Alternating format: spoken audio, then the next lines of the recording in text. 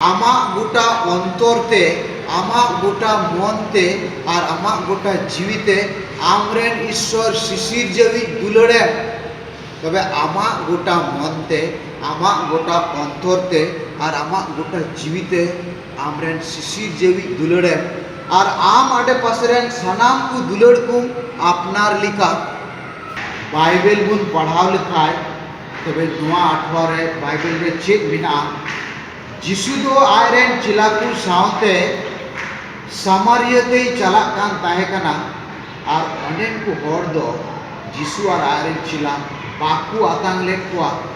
नोआ येते जाकोब और जोहन दुकिन रंगाविना और जिसु किन मिताय कना सिरमा को सेंगेल गुन आड़गुया और गुन रपाक कोआ मेनकान जिसु दे मेंदा बाबुन उनकाया इने कते मिन हड़े हजूक कना आरे मेंदा ए गुरु इन दो आमी पांजामिया अदे जिसुई मेंदा सिरमारा मिना को नुकु चेड़े उनको तुकु मिना नुकु तिना तुयु मिना को उनको भुग मिना मेनकान ईश्वरन हपन आया बोहो ए दोहोय ना लगी जायगा बनुक थाया इने कते आरहन पड़े मेंदा जे आमी पांजामिया जिसु मेनकान इन बाबा तकनी तुपाल की इने कते जिसु मेंदा सिरमा राजस्वीना कथा लई सदर में जहाँ को गय आकान उनको को आकू तुकु तुपा अचुआ आर्मी हड़े मेंदा गुरु जे इन दो आमी पांजामिया मेखान आले आतुरन हर उनको लई अचुआ अभी हजुआ तबे तिहिज नोआ बाइबल पाठ पढ़ाव केते सांदिस दो चेक कना आम दो उकाटा सांदिस आम ठे एम ठिमा का आम दो उकाटा सांदिस आमा बोहरेम रेबेक का चेक सांदिसे मिदिया आमा ओड़ाते अदो उना दुबुन नेला सांदिस दो निय कना जे नॉय जे अबरेन ईश्वर मिनाय नॉय जे अबरेन शिशिर जेवी मिनाय तबे उनी दो इकयेक गुनाय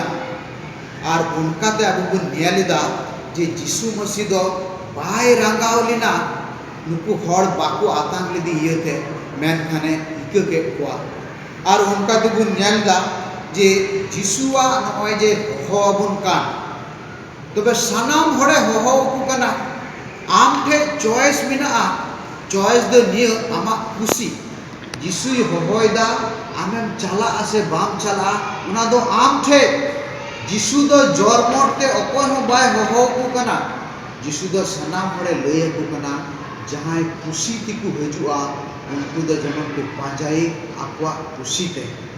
जिसु ये हो अमका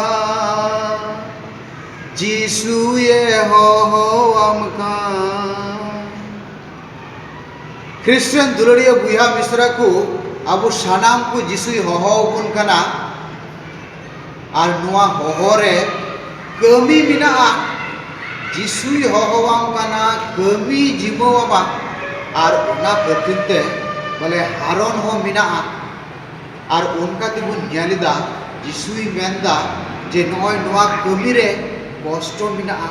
हारन मिना और नुआ कष्ट से हारन नुआ सानामा दो आम ईश्वर बाबाटे जीवक आबुन और उनाते जिसुई मेंदा आमा गोटा अंतरते आमा गोटा मनते और आमा गोटा जीविते आमरेन ईश्वर शिशिर जेवी दुलड़े तबे आमा गोटा मनते आमा गोटा अंतरते और आमा गोटा जीविते आमरेन शिशिर जेवी दुलड़े और आम आडे पासरेन सानाम को दुलड़ को आपनार लिखा तबे नुआ कथा आबो बुन नेलदा आबो सानाम को लगी एते जिसुई होहबुन कना आबो सानाम को और ओना खतिते जिसु दो नुआ कथाय मेनिदा ईश्वरा राजष्टी जमन नुआ धरती हजू उना लगी कमी में आदो उनाते आबो पाठ बन आजम किदा जे बाबाई गयना उनी तुपा टुकाया से आले आथिरन हर उनको लई जो कोआ जिसुई मेंदा नुआ को कमी रे दो इटा हर को नेल जुता आम दो सिरमा राजष्टी पासनाव लगी अपनारते हजू में और उनकाते आमा गोटा अंतरते आमा गोटा मनते और आमा गोटा जीविते आमरेन ईश्वर शिशिर जेवी दुलड़े।